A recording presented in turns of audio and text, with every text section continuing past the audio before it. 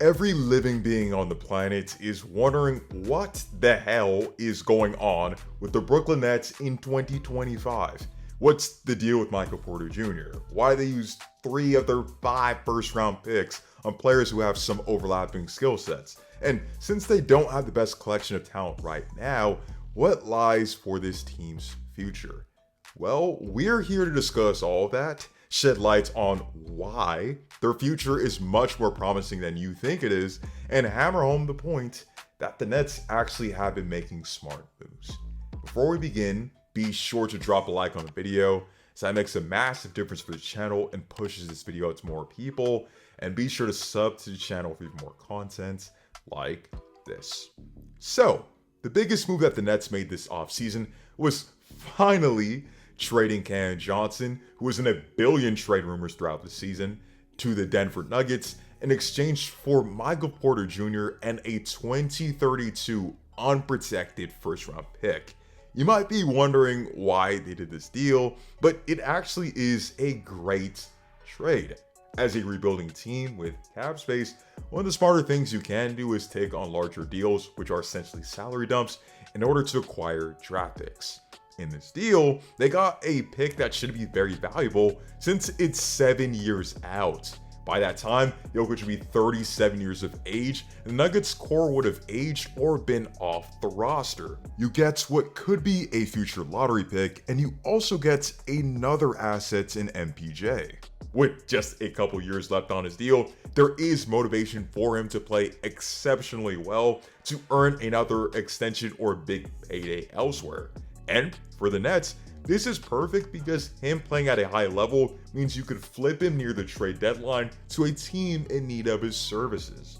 People definitely get this wrong since he looked very limited offensively in the NBA playoffs since he was playing through an injury, but MPJ is still a great player when healthy. This is a 6'10 wing with a 7-foot wingspan with a high release point and with very smooth mechanics, who operates well as a catch and shoot threat and movement shooter who will punish defenses. He's a career 41% 3-point shooter on 6 attempts a game, is a good rebounder at 7 boards a game this past season, operates effectively off of dribble handoffs, off of off-ball screens, and can even be a pull-up shooting threat.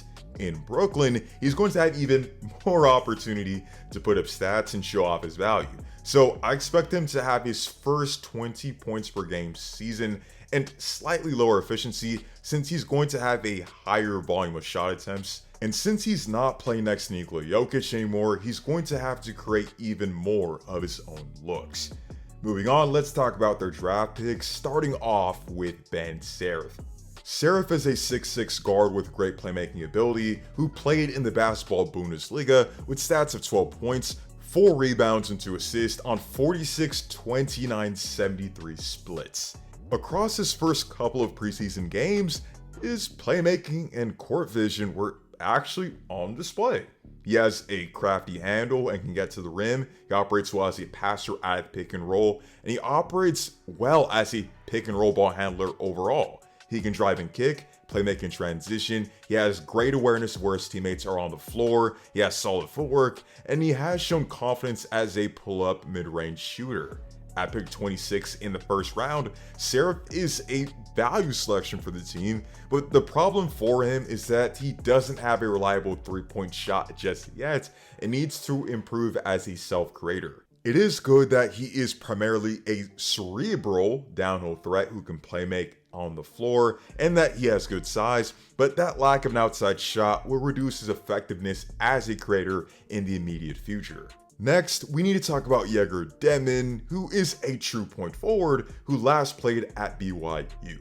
He has good size at 6'8 and is really comfortable with the ball in his hands and can serve as one of your lead ball handlers.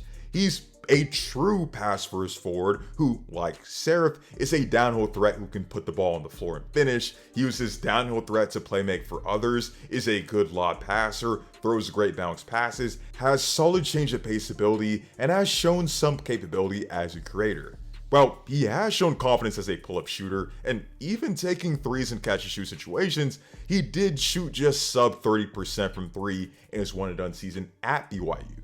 However, he did take 7.7 three-pointers a game in the Summer League and nailed 43.5% of them across 3 games. Denim has the tools to be very successful, but just like Saraf, his outside shooting needs improvement. With the 19th overall pick, the Nets picked another guard in 6'5" Nolan Traore.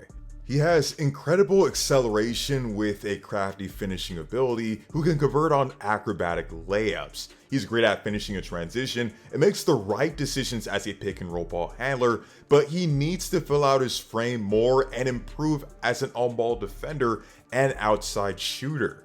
So, in summary, the Nets had 5 first-round picks, were the first team in NBA history to make 5 selections in the first round, and selected 3 playmakers who thrive best with the ball in their hands with those 5 picks. However, there is a method to this madness. The Nets' biggest weakness this past season was their lack of playmaking. They were 24th in assists per game at 25.2 a game and turned the ball over a whopping 15.2 times a game. To address this, they brought in 3 guys who thrive as playmakers, and due to their size, there is flexibility with these lineups. Ben Saraf is 6'6" and more than likely seems to be the lead playmaker given his poise and production that he's shown thus far in the preseason games. Egor Denim is 6'8", who can be a secondary ball handler and play as a wing. And Traore, who's probably the rawest of this bunch, can be one to push the pace on the floor with the ball. Joining them on the roster will be the other 2 first-round picks in Drake Powell and Danny Wolf.